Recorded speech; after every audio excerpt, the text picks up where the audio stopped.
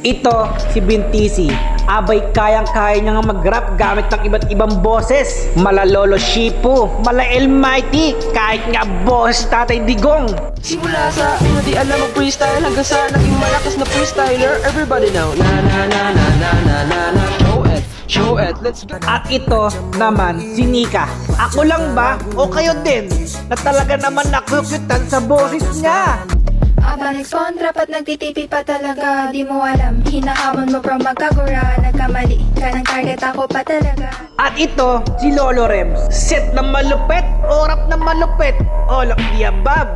Oh, finish light ko yung right boot. Sasabay ka pag inangat ko yung flight. Ano ko sasabay ka, ibalipad. Sobrang flight, pinako maasinta ko. At ito naman si Crazy Jeans, ang unang binansagan bilang isang rapper ng Land of Don. Yo, kapos daw tira ko. Wala akong pake sa mga sinasabi mo.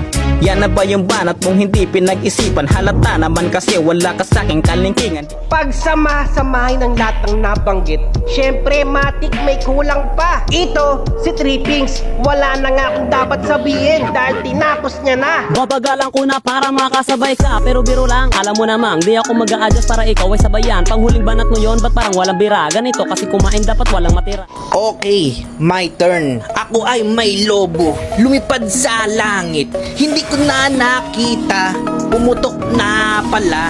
Sayang lang ang pera ko, pinambili ng lobo. Kung diamond sana, edi may skin pa ako. So ano naman kung mas magaling sila? Panalo pa din ako dahil may sariling mundo ako. At higit sa lahat, kwento ko to, kaya dapat ako pa din ang bida. Nasubukan na ba ng lahat ang bagong Q ngayon at ang bagong emblem? So sa video nga na ito, inyong makikita ang bagong update kay Q gamit ang bagong emblem. Talaga namang napakasakit. Back to meta na nga ba next season ang XP lane damage Q?